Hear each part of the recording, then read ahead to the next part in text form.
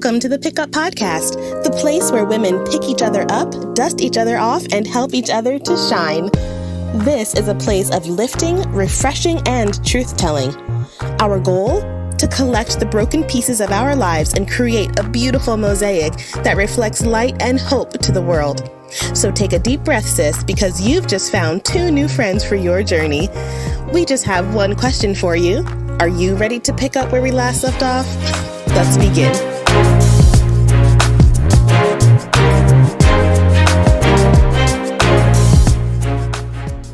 What's up, fam? Chrisette and Dominique here with a Fast and Furious episode chock full of resources just for you. You are in for a real treat today as we pick up where we left off debunking old homeschool myths. But that's not all. Customization, community, culture, and cooperative learning are all on the docket today. So trust me, sis, you definitely need to grab a pen and paper so that you can write down all the things. Are you ready? Here we go. But another myth that I thought about as you shared is that homeschoolers lack socialization. Mm-hmm. And so one of the things you said, all the activities, you actually have more time to engage in different activities that are tailored to your children's strengths and abilities. But not just that, talk about the socialization that happens across different age groups. Right. Actually, if you think about the school system, kids being immersed in an environment with the same age is not real life. Right. And so I love that homeschoolers are engaging with younger people, older people, older kids, adults. And so I feel like they actually get a well-rounded skill set in interpersonal communication. What are your thoughts on that? Yeah, I totally agree with you. It's funny because you can kind of tell a kid that's been a homeschooler because they're this little tiny person and they can have this full-blown conversation with this adult, like in the grocery store or, and people are amazed and they say, oh my goodness, they're so well-spoken or what have you. And maybe they are, but also they've just been around and exposed to adult thoughts. My mom used to tease me because she said, you talk to those kids like they're grown people, but that's the socialization that they get. Now, I will say that it does sometimes present some challenges with their peers, right? Because if they've been used to talking to adults all day, or if they're 9, but they've been communicating with their 18-year-old sister, or if they've been around their parents, friends, and things like that, they may have a hard time keeping up with someone who is more linear in their thought as like, I only talk to other 9-year-olds. Right. But that's not, a disability or a detriment for the homeschool child. It's just that they're a little bit more well-rounded in their ability to communicate. And so it is a little more difficult sometimes to communicate to their peers that are a little bit more one level. Does that make sense? It does. And so that's really the challenge that I found with my kids. They'll come to me and be like, oh, they're so immature. And I'm like, no, they're not immature. It's just that they're not talking to adults all day long, or they're not talking up. So that is something that is a legitimate challenge, I think. But maybe challenge peer-to-peer, but definitely not life skills. Absolutely. Because it's amazing for them to be able to walk up to the librarian and have a full-blown conversation and feel very, very comfortable with that, right? So there are benefits, and then there also are challenges to homeschooling. It's not rose-colored glasses. It definitely is multi-level. Absolutely. And we want to give space for our kids to share from their experiences. Yeah. So definitely stay tuned for that. As you share that, it reminded me this past spring, as we were wrapping up homeschool, because we homeschool, my son was able to join me. One of my good friends and mentors was running for city council in the city of Duncanville. And so there was a mayoral candidate who was there, and Savion was with me holding the sign, and he was able to have this full-blown conversation with these adults, and they were blown away. Yeah. But again, that's the benefit, not just of their socialization, but freedom that we get to serve, we get to volunteer, we get to get into the community, and that's as important, if not more, than all the academia. Absolutely. Yeah. And being able to help these kids understand balance. As my oldest is in her 3rd year of college this year, at 18, y'all. Yeah. I mean, she's pretty dope. I like her. Shout out to Zora. Shout out to Zora. It's interesting because she's learning that the things that I told her about balance while we were growing up are still true for her now, right? So I would always tell her, because a first lady of mine, shout out to Christina Davis, Greater Shiloh, she always taught us that balance was about putting the water in the bucket that needed it at the moment and not always wanting your buckets to be full of the same amount of water. And so that I pass on to my kids, and she's like, yeah, I guess I got to put a little bit more water in this bucket, because she's learned about how to balance and she's learned about how to plan. And it's not seamless and it's not perfect, but so many kids that go into college have a hard time being able to deal and being able to balance and being able to know how to be away from home and how to manage their finances and all of this. And I see that she's having a little bit less of a hard time than her peers. And it's awesome. And it's because we took the time and we filled that gap when she was, when she was homeschooling. That's so good. That brings me back to a question you asked earlier about balancing work with homeschool. And so after our second daughter, long story for another episode, but he called me to work full-time for a nonprofit that was going through a transition. And so it demanded more of my time, more of my attention, more of my energy. And so we had to make a hard decision to stop homeschooling 100% of the time and find a school that was part-time. And so I really struggled because we appreciate diversity, but I found this amazing school. Shout out to Matthew Road Academy in Grand Prairie. And so he goes in twice a week and then he's home 3 times a week. And so I think same thing, that structure is preparing him for college and how to balance his time and prioritize and all those executive functions that you don't necessarily get. Again, public school is great, but those life skills you don't always get. Talking about finances, I'm able to bring my son into my world of real estate and nonprofit management and all these things and teach him skills that he will need whether he starts a business or not, but he will have those skills. Absolutely.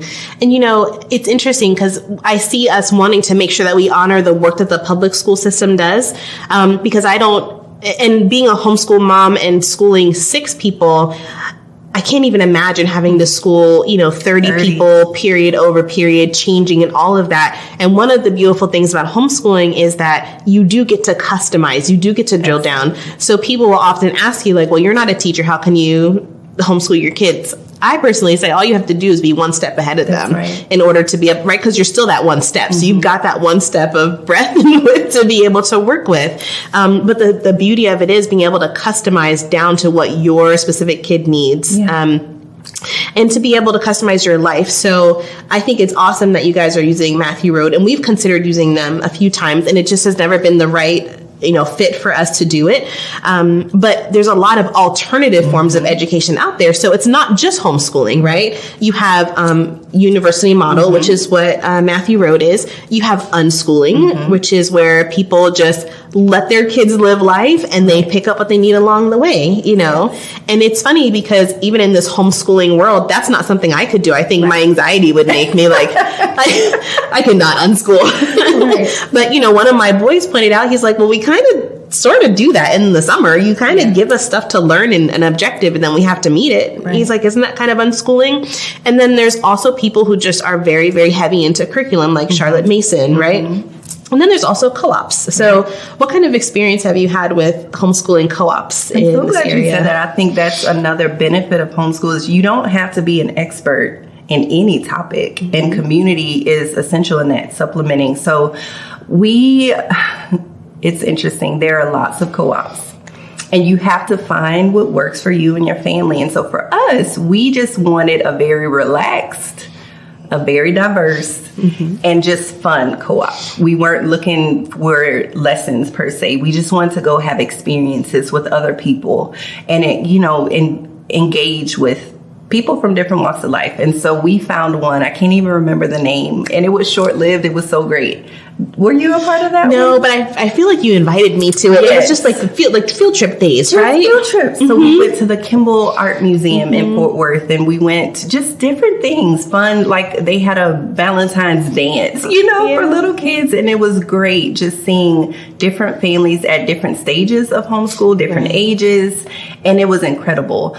I did not have capacity for the type of co-op where you have to volunteer so many hours. You know, we just juggle so much in our life. So that was not a good fit for me. But again, for some, that's great. Right. Yeah. We're currently a part of a co-op, and, you know, I go back and forth with co-ops. Part of the reason I go back and forth with co-ops is full transparency, is that there's just not minority representation, and that it's just very, very difficult in the homeschool community in North Texas. You know, I'll just speak for our area specifically, to find Black and brown homeschoolers. Right. And so we did a co-op for a while, and then actually around the time of George Floyd and all of that, there was like a big hullabaloo, and I was like, yeah, I just can't get behind some of the things that you're teaching or the way that you're looking at my kid, you know, and so we're going to have to exit stage left. And so recently my kids were like, we'd really love to try it again. And so we moved to Midlothian. And so we're part of a co-op that I think is great. Again, there's not a whole bunch of diversity, but it does give us some of what we need, which is where with my kids, they're a little bit older. They want to be out the house during the day a little bit more, with some of their peers a little bit more. And so it meets that need for us. And then they have structured classes. So this year I'm teaching, because my kids were like, we need you to come and teach, Mom. So we'll see how that goes. But it ebbs and flows, and there's different types. There's very highly academic, because let's see, what are some of the co-ops in North Texas? I know there's Cool Co-op, there's Echo, there's Salt, there's Dash. And Salt and Dash in particular are highly academic, and, you know, you have to volunteer and all of that. And I think if you need more support, those are great. Those are great. Very well established, great for having a track toward graduation as Absolutely, well. Yeah. Because, I think we could talk about this a little bit too. Your kids are a little bit younger, but when you're starting to graduate your kids, since we graduated Sora, and Zabe actually, once he finishes his Korean this summer, he'll be graduated from homeschool and moving on to TCC or Navarra, one of the two. And, there are some things that you have to do. So even though you're your own entity, you still, when it's time to get those kids a diploma, you have to make sure that you have your credits in order, that your transcript is in order. So there are a lot of skills that go into homeschooling, especially as they get older, that you need to have, that can be super important to have someone that's done it before you, so they can kind of show you the way. Absolutely. So with the co-op, it's interesting. So we're women of faith, right? And unashamed of that. But I would say, at least for me and my family, we're pretty open, right? We can go anywhere, right? Right. Christian or not. We do that all the time. And so there was one particular co-op that was not Christian. And so I reached out, and I think it was a Facebook group, and you had to answer certain questions. And so I got into the group. I was kicked out because of something that I said. There was not an argument. There was nothing controversial. But the fact that I guess they understood that I was a Christian, I was kicked out of the group. Wow. And I was so devastated, because I was trying not to stay in a Christian bubble. I was trying to bring my kids into a different space. And so it's interesting, kind of the double standard. You know, usually we're perceived as the ones judging. Right. And so that was difficult to bounce back from. I bet it was. I bet it was, because when we left that co-op, it was a Christian co-op, that because I called out someone's behavior as being racially insensitive, then it was like, we can't really abide by this anymore. And actually, one of the moms sent me a screenshot of like this conversation that they were having. And so, yeah, it's real interesting. In homeschool, there are these bubbles of, I don't know if we want to call them intolerance, or if we want to call them, I don't know what to call them, but just that you come up against. And that's why it's so important that you do find your community, you know, your people. But then also, if you are a person that has been charged with crafting a community, then you should be very well aware that just because someone doesn't look like or have the label of, you know, being secular or faith-based or whatever the case might be, you need to be careful about keeping those people at bay, because those might be some of the very best people that you could engage with and would bring a lot to your organization. Speaking of which, why don't you share with our audience the co-op that we're hoping to pull together? Yeah, so it's been on our heart for a while now.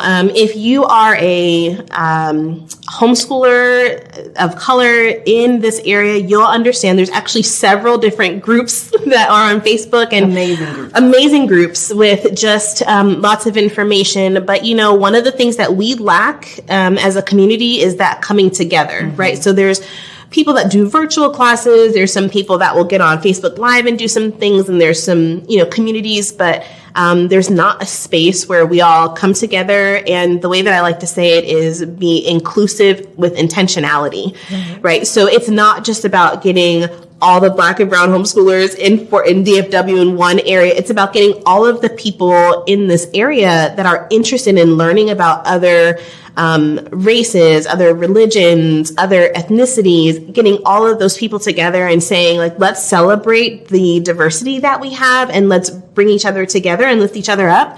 I mean, I believe in Jesus. Like, I'm a Christian, so that's never going to change. Do you know what I mean? And I would not want to make anybody think that that's going to change. But I will also say that, like, part of being a believer is fellowship and coming together with everyone.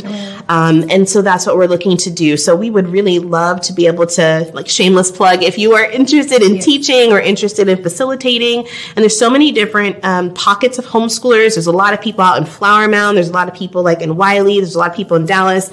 In coming together and being able to pull something off, even just one day a week, where we could talk about, African American history and, Latinx culture, and talk about the different parts of Asia that people come from, that it's not just one part of Asia, that everyone is Asian. So we would love to be able to pull some people together and make something great for our kids, because we've had fantastic experiences and we know that we can lend even more to the homeschool scene here in DFW. Yes, especially resources. So we will definitely be providing links and just a pool of resources that you can enrich your homeschool experience. Yeah, absolutely.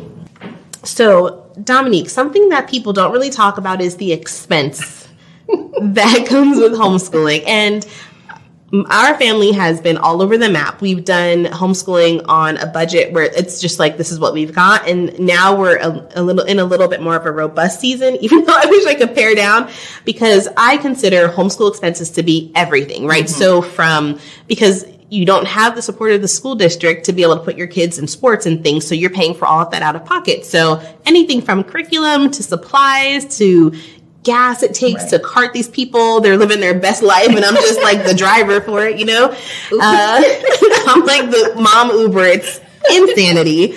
To the cost for dance and for soccer and for parkour and taekwondo and, clubs and all of that. So we have like this huge budget for homeschooling now that I really wish we could pare back. But tell me, what do you guys do as far as budget? We have a much smaller budget. Granted, we have 3 kids. You have 6. And actually this year is when the 2 younger ones will actually start official homeschool. So we're really excited. I'll be pulling on you again to help us with balancing the different ages. But I will say, when I started with nothing, no budget, what is it? All-in-one homeschool, easy peasy homeschool. If you're considering transitioning this fall and you don't know where to start, again, we recommend kind of unschooling and just detoxing. But if you just feel pressured to get started, they literally have everything laid out for I think K through 12. Every day, links that take you to everything. So that is a great free resource. Easy peasy homeschool or all-in-one homeschool.